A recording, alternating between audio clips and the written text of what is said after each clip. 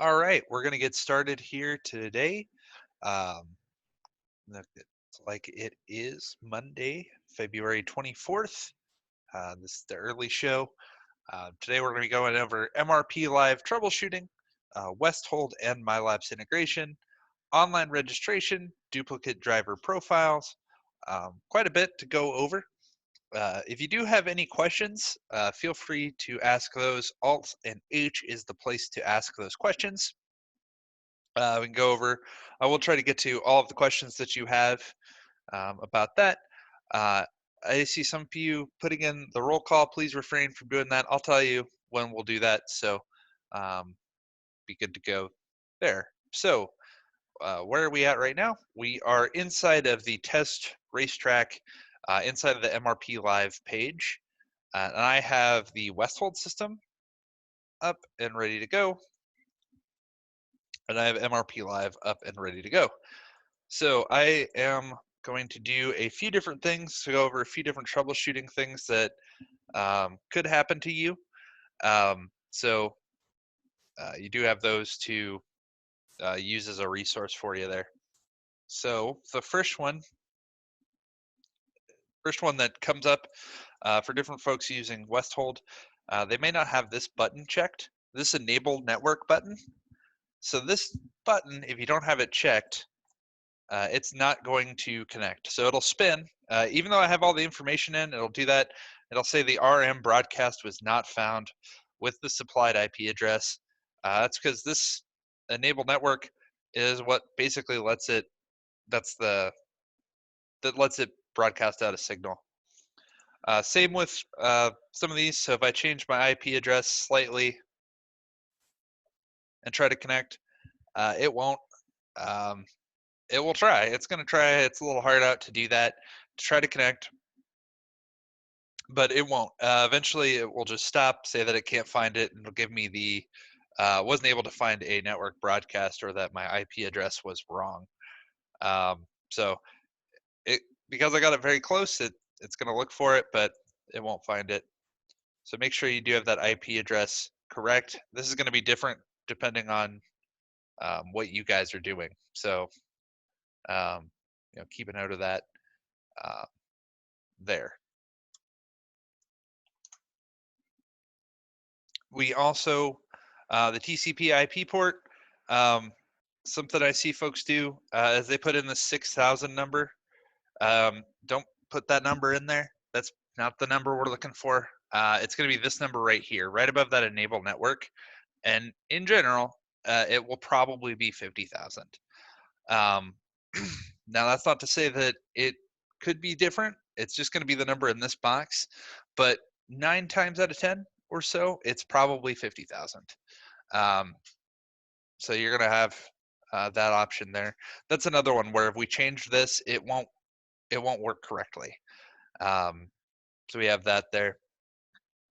This MRP Live connection code, if we connect to, or if the code isn't right, it'll also yell at us for that. So this one will will actually do that and say, no, it's not the right code. So make sure you have that. The best way to avoid that one though is to hit this launch from web. So anytime you hit launch from web, it's actually going to auto connect, but you have that over there.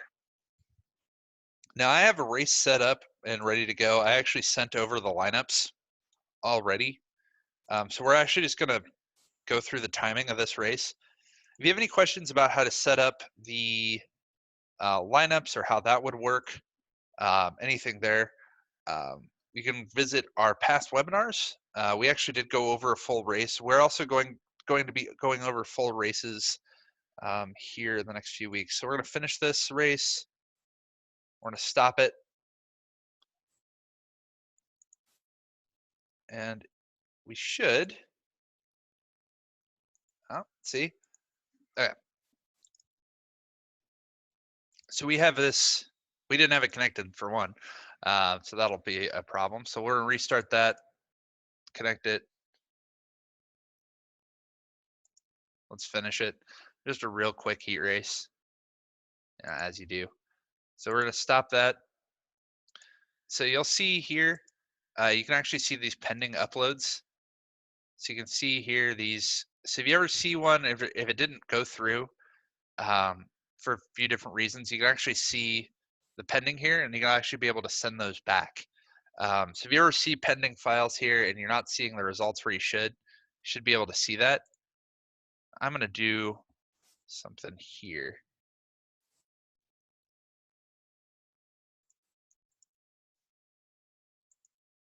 So if I do this correctly, we have a mismatch. So you'll see that the driver, I changed his transponder number, so it didn't match what we sent over when we set this up initially. And since there's a mismatch, it did pick up that I put in that driver. So what we'll do is we'll click on this red driver highlighted here, click on this, and it'll correct it for me. So you click on the red, click on the driver, and that'll fix it. So even if we don't have the transponder numbers in there correctly, we still have a way to fix it. So you have that option available there. So click on the red, click on the driver. That's going to be for mismatches, like I did there. So that is a pretty big one that folks will come across. Is that maybe they transpose some numbers on there, because you are going to need to use the long number. So yeah, we'll save that. We are going to use the long number when we're doing those transponders. Send this back here. So if we put in the wrong number, it'll have that mismatch there. Again, the other one too, this pending file. So this one was completed. You might see the pending, maybe if you have like a blip. So if it goes down, we call them a blip. So it wasn't fully connected all the way. You'll see those in the pending files right there.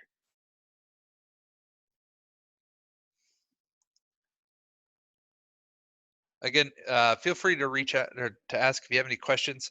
Alt and H is the place to do that. So happy to answer any questions that you have. I'm going to go over a few different things with, so we're going to disconnect it for one. So we'll go into the setup. We'll disconnect this. We're going to switch it over to orbits.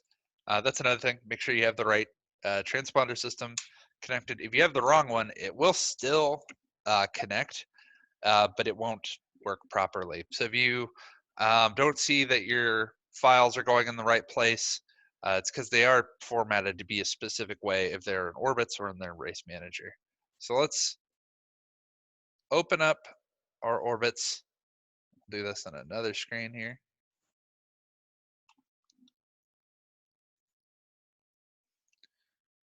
We're going to see a few things. So this will pop up. So inside of orbits, if it stays for me, there you go. We have our scoreboard settings. So this is where we're going to get a lot of those same numbers that we saw here to fill out this. So the numbers here, we have this TCP IP port. Again, it's probably going to be 50,000. So make sure you have that. The IP address will be here. So you're going to copy the IP address from here and put that into MRP Live. So that's a big one. So you're always going to copy it from your transponder system and put it into MRP Live and not the other way around. Because there are some systems, I think the Westhold one, for example, you can enter in an IP address into that box, but it won't connect right. So always remember taking the information here, putting it here. The MRP Live code, that'll all work the same. Another little button that you're going to remember is this enable scoreboard feed. So if I have that disconnected, if we don't have the scoreboard feed up and going, when I hit connect, it's not going to like that either. So it's going to try to connect, it's going to look for something, but it's going to say that it can't find a broadcast. And even though all the information is correct to connect it to MRP Live, the big thing is it's looking for that button here, this enable scoreboard feed. Because once it has that button, once that button is connected, it knows what it's looking for. That is the spot to go to. This is basically the we're okay to broadcast that out. And that's what it's picking up on, is the scoreboard feed. So we have that available. We're also going to take a look here. So inside of Orbitz, we have a few different places that you can put this in here. So we're going to put this into its own special folder. Now I always make sure to do that. So if we did something like this and added this in here, it'll just override the old data. So I've put it in for the last week here. So when I send lineups, it's actually going to override those groups and runs, which we don't want. So let's do that here. We have our, let's make some A features.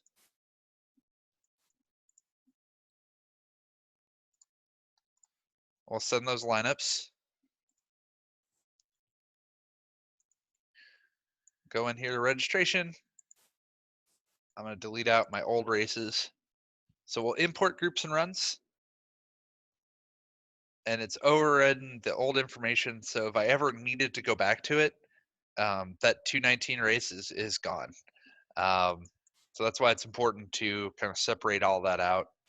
Make sure. So we'll import it over. And where we are. So the race will be run the same way inside of there. Really going to want to make sure that you have the right transponder numbers. That's going to be huge. So if it's not picking up, or these transponder numbers, that's what's going to link them in the system to the transponder computer. So that's going to be the biggest thing here. So let's get the track simulator open, and we'll run a race.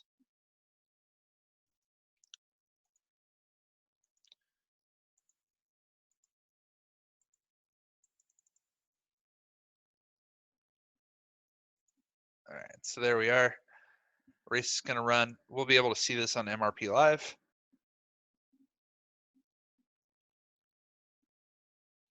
See those there. Other things to keep in mind. So I didn't do this today. I didn't run hot laps or qualifying. But if you do, those best lap keywords are going to be here. So it's going to have the hot laps, the qualifying, time trials. All these are set up so that if it picks up those names in the races, it'll switch to a best lap view. So it's going to sort it by who ran the best lap as opposed to kind of current running order. So it's slightly different. So you have that option. This is basically what a fan would see inside of MRP Live on their phone. So if they have an app subscription, they can see that. We also can do that. We can break it out so we can see all of this.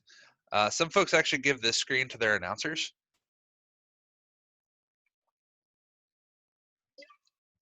So the announcer can see all of that. And actually all of this information means something too. So it'll actually tell if it's green. That was the best lap that they did. Oh no, don't worry, John. There's still time for me to be mean to Paul Pork.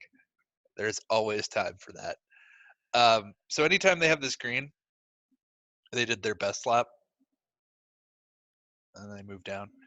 So there's actually kind of some different things there.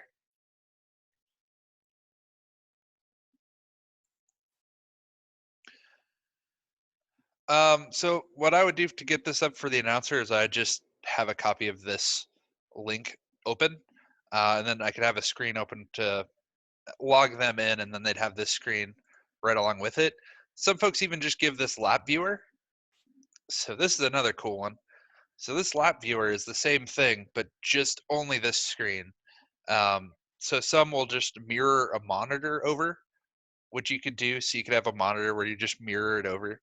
Some folks even take this a little bit further, and they actually have this screen, this lineup monitor, view, or not lineup monitor, live, the timing screen here. They have this screen up on a screen near the concession stands, and near bathrooms, things like that. So fans are never out of the action. So you can actually see that here. And I've got to that inside the MRP Live lap viewer. Other tools, while we're at it, bringing up, some people even do bring up this screen here, the lineup monitor. This will be the same thing. It'll just show all the active lineups that we have.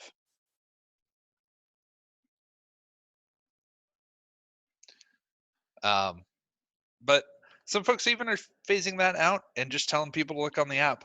It is it is something that I have seen happen. So, but yeah, this screen here you could have a lot of different places, and I highly encourage it. Having this lap viewer here for an announcer to see would be awesome. If you have other questions, yeah. So I have a question here. That's a good one. If someone doesn't give you their transponder number, can you still catch it as they go across the line? Will they show up as red then? So if you caught it, you can actually update it inside of the entries screen here, and it will update. As long as it matches what's in the inside of here, what's being picked up, that's fine. So it'll show up. It'll probably show up as red, and if you have their name already, it'll show up there. So you can click on the red. It depends on what's in the transponder system. So I had actually sent over the correct one, and then I messed with the number just to kind of create the example. But you could, if you didn't have the number and it's being picked up, it might show up as blank, but you should be able to do that. To click on the red and click on the driver. That's going to be what the majority of mismatches are going to be for. So it's going to pick up a driver, and it'll let you do that.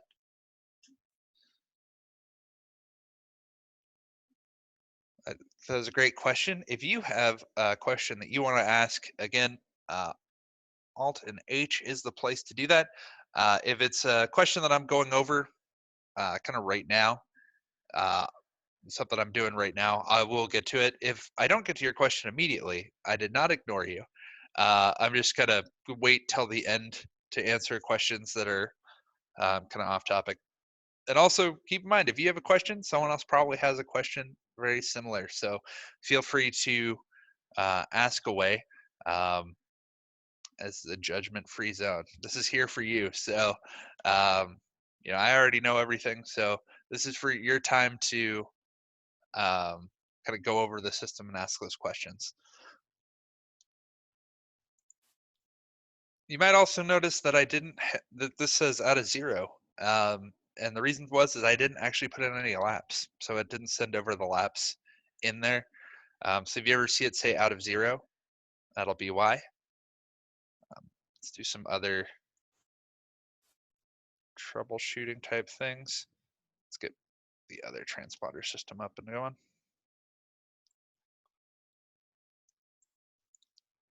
I think this is the longest feature we've done at this track. Okay.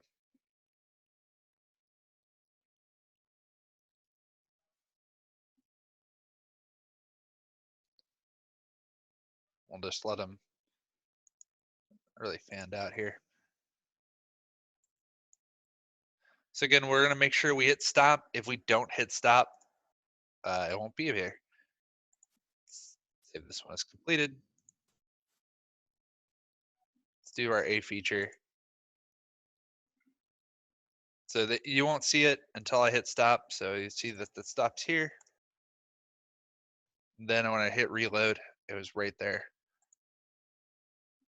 ready to go. If you ever see that you have races that you don't want in there, or so let's say some people, they put in the hot laps in there, and that'll be in the list of things that they can import as the hot laps times, and they don't want to import them in as official results. To clear it out, what I recommend doing is just exiting all of that out and saving, and then it'll be gone. And then other races will show up there. So you can see that now that that's a gone race.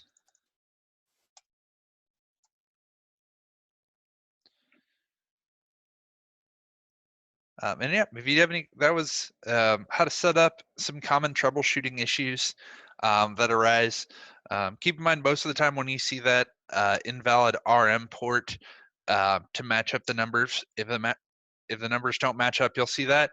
And then if it also says that it can't find it, to make sure that those buttons are clicked. So in Westhold, that's the enable network button in the RM box. In Orbits, that's going to be the enable scoreboard feed.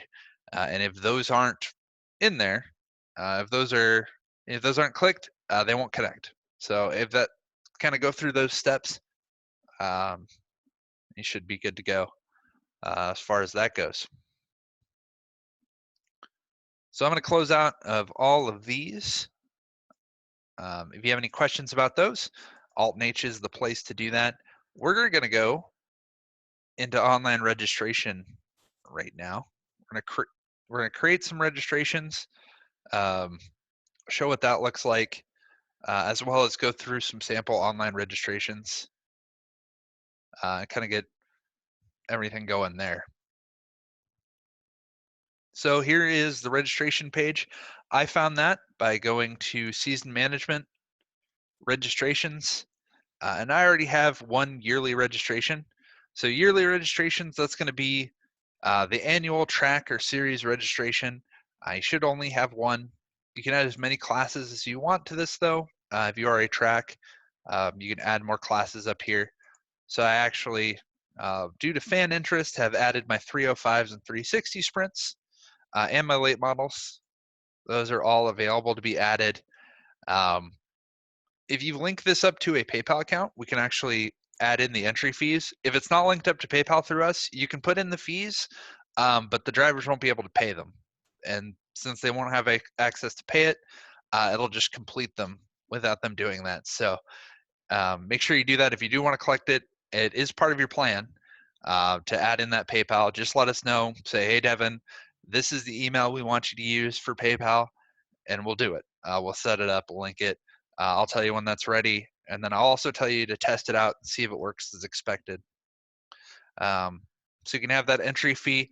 This is the entry fee they only pay once, so keep that in mind too. So if we had it, for example, that anybody who enters, you only have to pay a base entry fee to race as many classes as you want.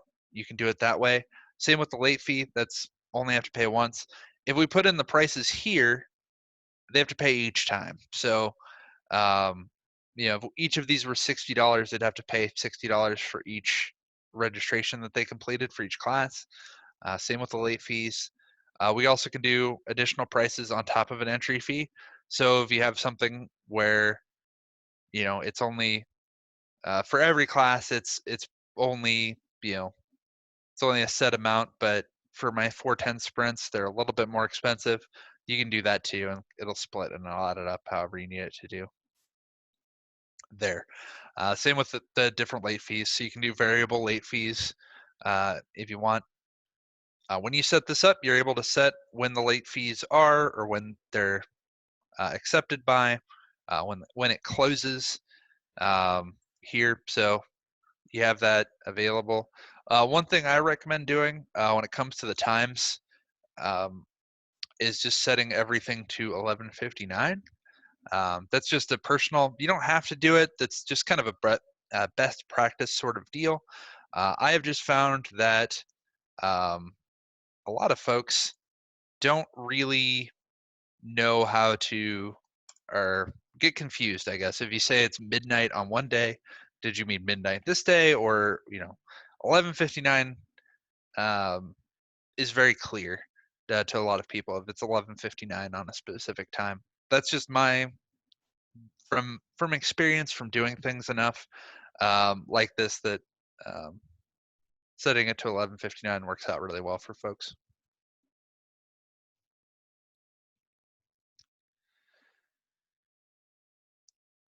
Let's go to the other registrations. So you can also create a single event registration. To do that, let's see here.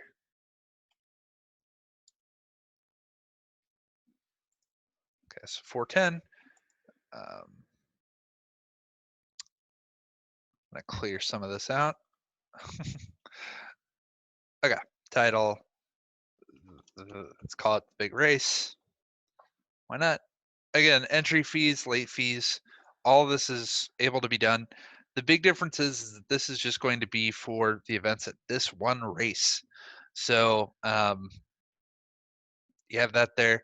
It also isn't going to appear active until we click this button, so no one will be able to see it until then.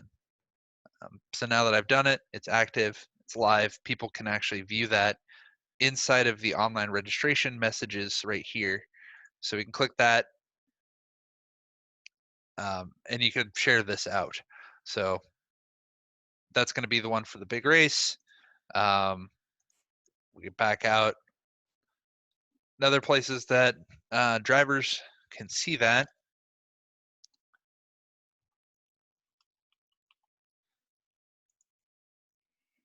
is if they look for your track, they'll be able to see the registrations right here. So that's how they went to the yearly. Let's go through an online registration for a driver. They'll be able to pick the class that they want to race. And we'll just say it's Matt doing it today. So it'll put in Matt's information. If he's done one of these before, it'll let him do that. So we'll show that this looks. So we'll do Matt's registration here.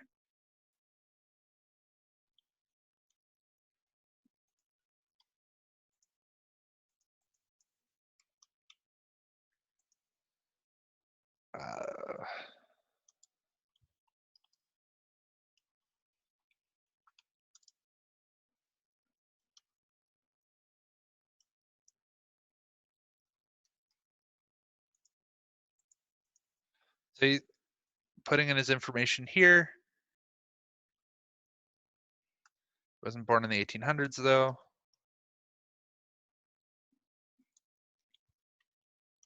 Okay.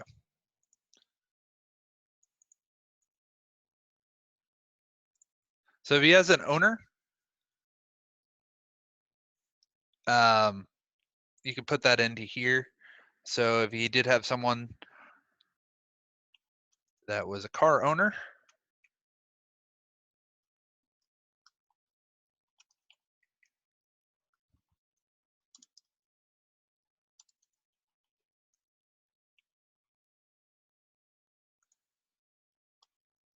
if only I knew New York zip codes.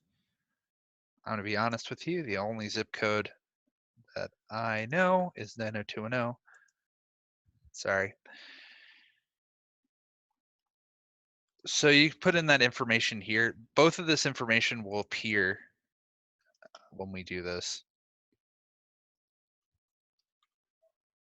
Driver. It'll also ask for 4 different numbers. So if you ever have a driver say it didn't expect all of his numbers, it does have to be 4 different ones.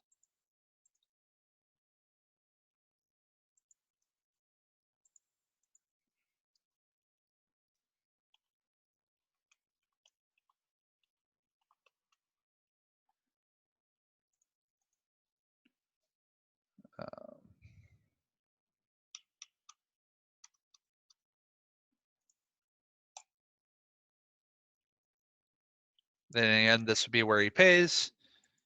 This would link up to the PayPal. He could pay from here. And it's good to go. So,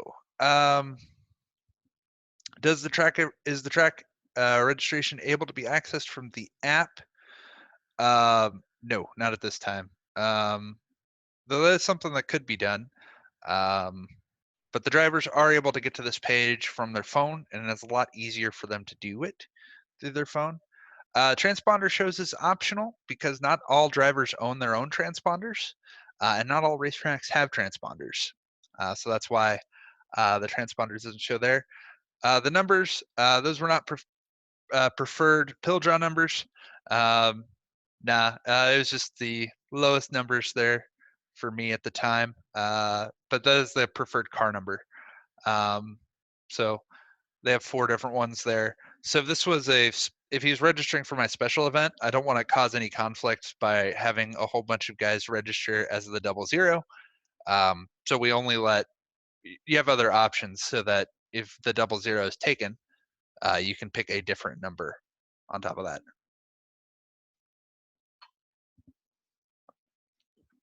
But now that I've done that registration, it'll show up for me. And also Matt can register for my big race. So we'll see that he can do that. And it's going to remember, hey, do you want to use this registration that you did before? And it'll be like, okay, yep. All of that information that I put in there is done. I'm just going to double check, look it over. I can pay from here. I'll have another chance to look it over, complete the registration, and it's done. So let's take a look back at our registrations. So you can see that we have one pending. That's our good buddy Matt. We can see that he has an invoice. It does keep track of this, that there was 0. So he paid all $0 for our registration. It'll also show if he's actually paid real money as well. We can confirm this. So you can see that Matt's claimed his profile. So it's actually going to remove the ability for us to search for a new competitor here because he's claimed his profile. This is the one he wants to use. So he's good to go there. We can create a new owner for Daniel. So I know that I just know Danny. He just likes to be called Danny instead of Daniel. Why so formal, Matt? And this is where you'll see that those car numbers that I put in. So he wants to be the 01, the 1, the 25, or the 14. He's the first guy, so he gets to be the 01. And we'll put that number in again. So he gets to be the 01. Confirm it. And he's good to go. He doesn't have an MRP card, so we can actually, he has one. It's on his phone, actually, so he could scan himself in that way. Or we could make a new one for him. So we could actually assign a card from here. If we have the cards, we could do that. We just scan the card. For some folks, I know a lot of you in here are Westhold drivers. That probably shouldn't be something that should be too much of an issue. But you'll also notice that if they have a Westhold license, they'll probably have a card. So you would need to do this. We have a question if we would need to do this for every entrant, and you would. You do have the option to vet everybody to make sure that the funds did go through as expected. So you can see that they did actually pay through their invoice, and to make sure they're legitimate competitors and they aren't kind of yanking your chain. They're not, kind of wasting your time. Well, so you do have to do that. We can switch in between our registrations here. So we register in for the 600 micros. And again, we'll just take a look at everything. Owners there. So we added Daniel. So Daniel's already in there. He is the 01. So that's fine. He's checked in, ready to go. All of Matt's information now is in our contact list.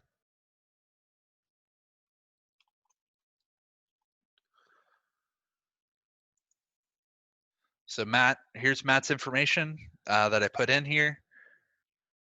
It's all right there. Same with, I put him in as Danny Rand. So we have Danny's information's all in there as well. So as soon as I registered them, as soon as I confirmed them, put that information in there for me. And then we could actually update some of that contact information for him. All of this information will go on-site of check printing, and also there's some reports that'll add this in there for us. We also can export all of this into an Excel file, so we could use this for kind of label making, label printing, things like that. But a lot of great questions. If you have any questions, Alt and H is the place to do that. So we're going to go through the duplicate driver profiles, kind of show what that's all about, what the best steps are to go through that. There. So let's take a look back into our race setup. So in here,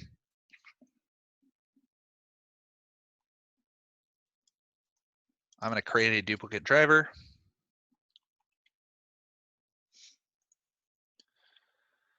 So this is the first of many warnings that are going to be seen inside of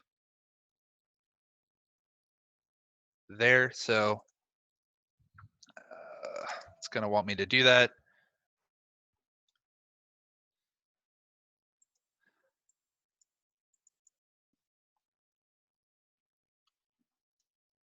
So the first thing I'm going to show off is I'm going to try to create Chuck Crown Jr. and it's not going to let me. So that's why we put in hometowns, is because now that I found a Chuck Crown Jr. from Obo, Minnesota, that's a very specific combination. It's going to force me to use that match.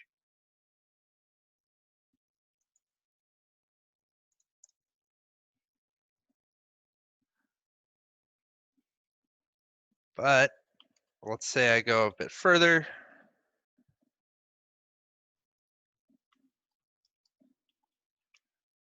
Let's say I still just go by this. So let's make, so this duplicate's going to be even worse since he's already in the entry list.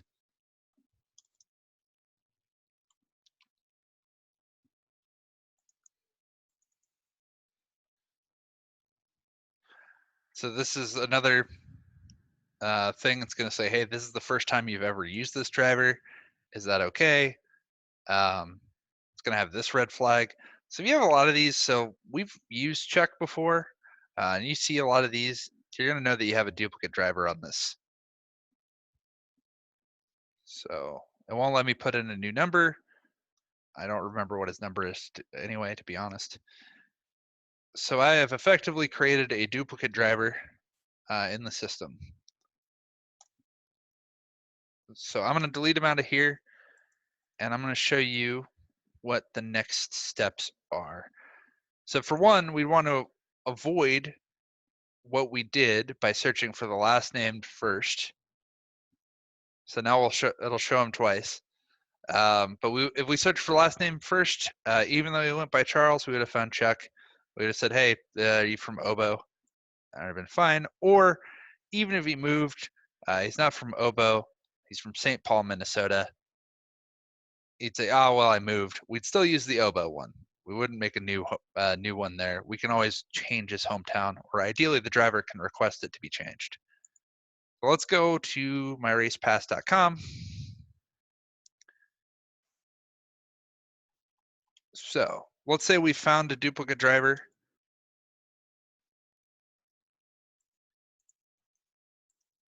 Both of these gentlemen here.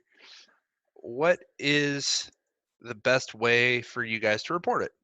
So what I did, I found my drivers that I added in here, and there's these two links. So each one has their own profile here. So what I would like you to do, if you have these, is take this link from the profile, and we'll make a new, we'll open up our email and we'll do it, but I'm gonna actually put this into chat. So you would do something kind of like this. So we'd say that this is the good one.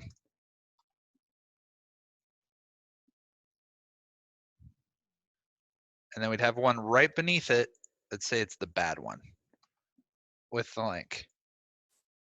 This helps me out a lot. So you can see there in the chat that I put it in there. I'm gonna put in, so right here, you can see that format. So good with the good link, bad with the bad link. If there's multiple of them, that's okay. Just do that. Just keep that format. You can only, if there's one good one and you found two bad Charles Grounds, just send both the bad ones in the same one so that I know who they are. This lets me know what you think. From here, I can deep dive and figure it out. Kind of deep dive and figure out which ones are good and which ones are bad. And it lets me know and kind of do my research and combine the two drivers together. You might see that over time, or maybe after I do it, you'll find that he has a Z'd out name. So I'll show you that. You're going to see a lot of them here. So if you see any of these with Z's in front of their name, these are bad drivers. These are all drivers that are awaiting us to process them. So if you ever have a driver scan in with all Z's, or if they have a card that has all Z's on them, you can just take that card, just take it from them. They don't need it; it's bad. Or if you see a Z'd out profile, that's bad. Just avoid using it in general. They are awaiting us to process them and merge them together. They shouldn't have any results on them or anything. They should be gone. And a lot of the times, if I Z out a driver, I will also kick him out of your driver list too, if I know that he raced there before. But once it's permanently merged, if he was registered as a Z'd out driver, it'll switch out everything. So it should be fine there. But that is that. So we want to avoid doing that for duplicate drivers, because if we kept going with that, where I alternated with some Chuck, some not Chuck, some Charles, his points are going to be all over the place, which we don't want. It's going to throw off our points championship. So we don't want to ever do that. It'll confuse him, for one. His results won't be on the right spot. And even worse, if we're doing something with points, point averages, having a duplicate driver like that really throws off point averages. So please do try to avoid that. Encourage your drivers to use the hard cards to scan in with that, to use the app to scan in with the app and claim their profile. Yep, and D has a great point there. Use the filter option first. Yeah, so if you find him, that would be the way to do it. So I already used him. I was doing kind of a bad practice. What I would have done is use the filter first. So you use the filter. I again always go by last names because I've encountered quite a few drivers that switch up their nicknames from day to day, and just kind of go from there. If we filter here and go by last names, that'll be the best way to do it. And then I always go in the search box to go last name first, because that's generally going to pick up a majority of them. And then a lot of the times you can just ask them, like, hey, are you from here? Or have you ever lived there or near there? So there's that. And if you report them report them to me. I'll really appreciate that. I can fix those for you. But again, do try to avoid that intentionally. Don't intentionally make duplicate drivers. It does hurt quite a bit. If it's even if it's a licensed or with a sanction, he's not going to have if you create him there, he is definitely not going to have a license. So it's going to cause some issues for a lot of people down the road. So you want to avoid doing that there. So that goes over that. I'm going to open it up to questions. I know I did not answer some of the questions that were there before. So, Rob with Casino do you still have the screen page where you can print off their address and stuff? The driver can fill in the Social Security? Yes. So I did not bring up that page, but yeah, it is still there inside of registrations. We'll go back to our good buddy Matt. He is a real trooper.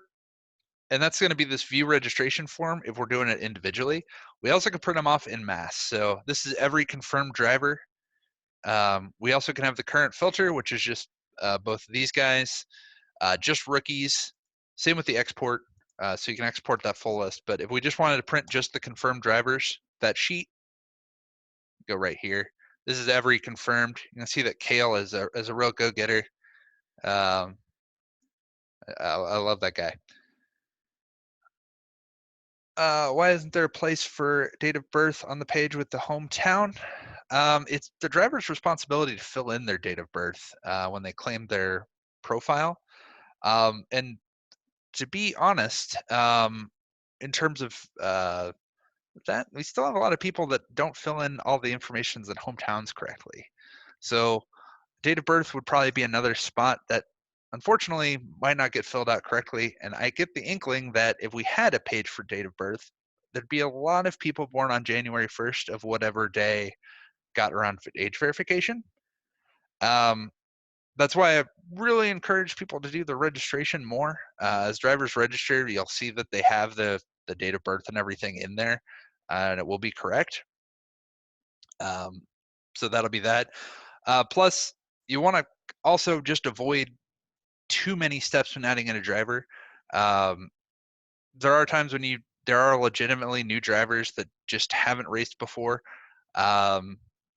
Things happen, and we want to try to make it so that it is a bit of a process to vet, but it also isn't so much of a process to enter in that you're tempted to put in bad information. There's a long way around that, but that is kind of the answer there. Again, Alt and H is the spot to ask those questions. Though good questions that we have there is good information. Good things. If you do have any questions, again, Alt and H spot to do it, and do not be afraid. I am here to answer any questions that you have. This is your time to do that.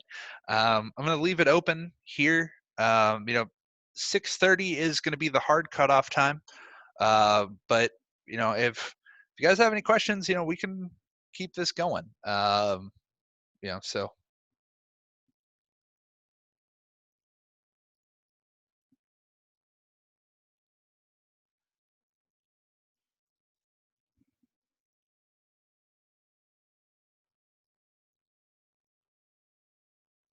Yep. So there are checks already in place as far as hometowns, but ideally, really, again, I would make sure that you're doing the scanning option.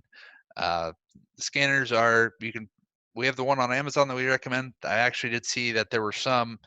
Amazon gave me a friendly reminder that they had some on sale this weekend. Even there's options available, but the scanning, there it's really going to cut down on a lot of that, especially if you have drivers racing from your area.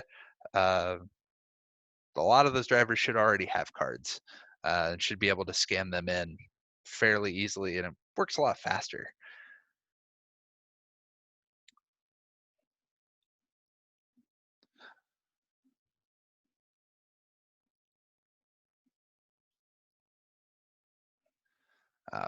So let's see here.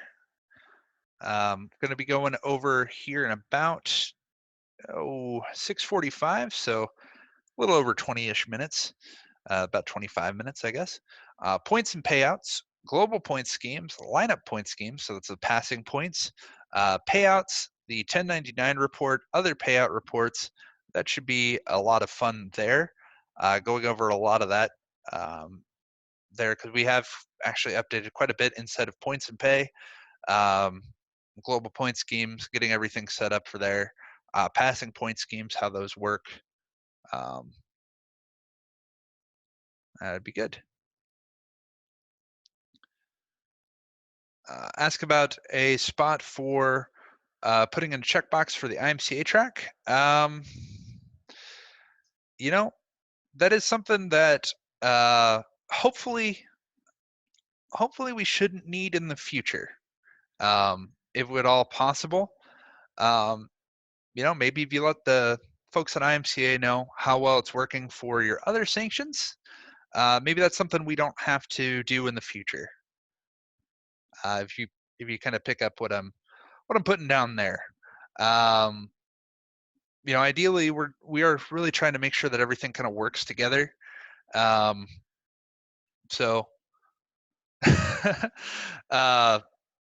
so we want to make sure that maybe in the future that wouldn't necessarily be necessary, but that I can definitely keep down the information. Oh yeah, if I was incorrect when I talked to you before. Yeah, you can sign up for the new one here. and I'll take down your information. That's fine. So again,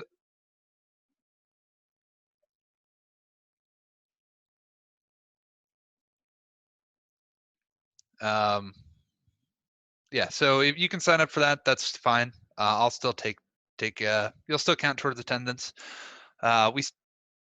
Speaking of attendance, now is the time. If you put down your name and what track you're with, I will record your attendance for sanction purposes, if your sanction is requiring such a thing.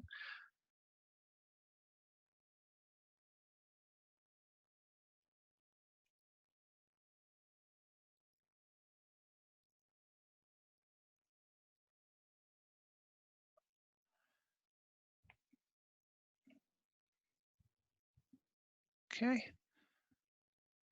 And I did see okay. Is there a place to put a receipt number if they just purchased their license? So if they purchased their license, there'll be a spot for if they purchased a temp license. If they purchased a license through, I guess it would need a little bit more information to answer that question. There's going to be an invoice number if they registered through you, and that invoice number will link up to whatever it is on PayPal. Oh yeah, on registrations, if they register for the year, they only have to register for each division that they're racing in.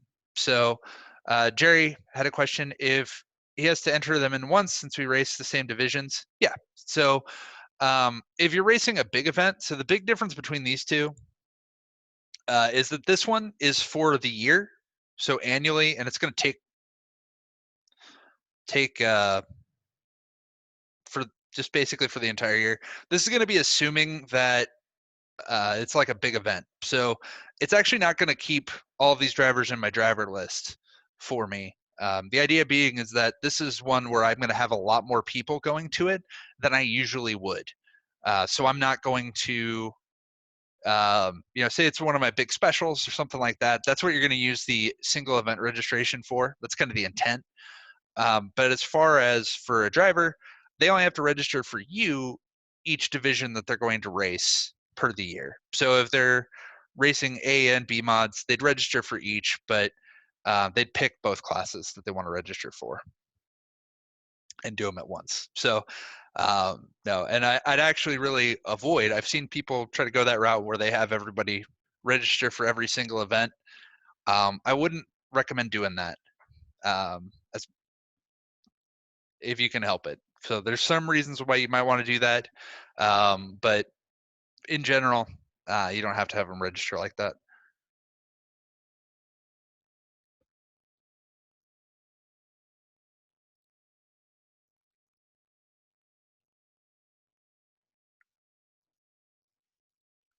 Would this be so, Linda? Would this be for something for Wasota? Because if for Wasota for a sanction, or USRA, it'll show that they do have a license already. So it'll show at the bottom that they did. If they don't have a license, it'll have a spot below that where you can say they purchased a temp license. Oh, you mean the invoice number for the override? Gotcha. No, but that's not a bad idea. I can definitely put that in there, so you can kind of double check um, with Soda on the invoice number that they had, or USRA or whomever. I can see what I can do on that.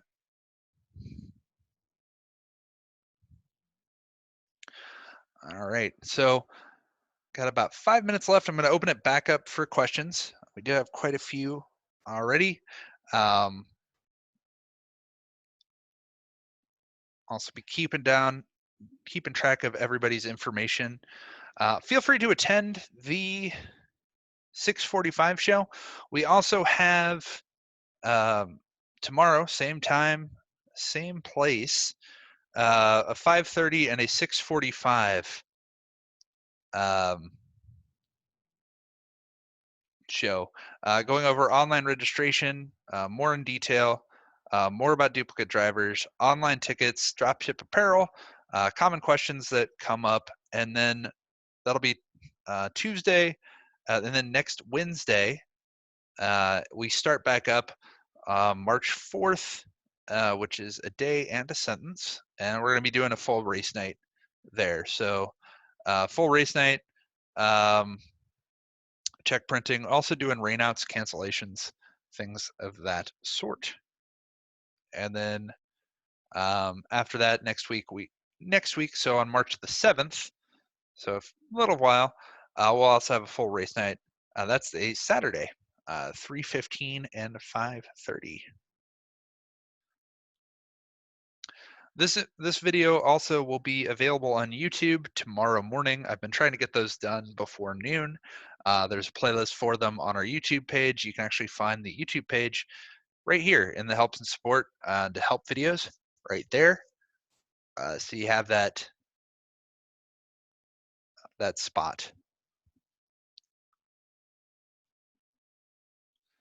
We also have knowledge-based articles that go over everything we went over here.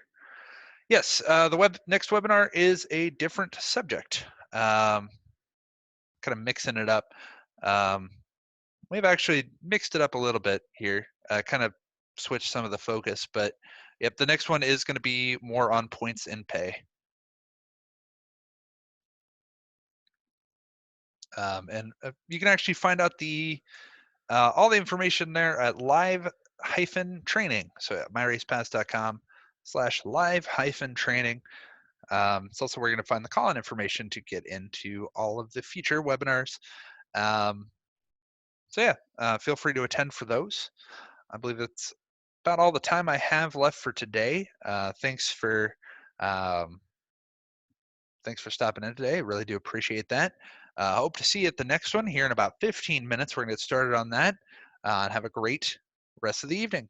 Good night, everybody.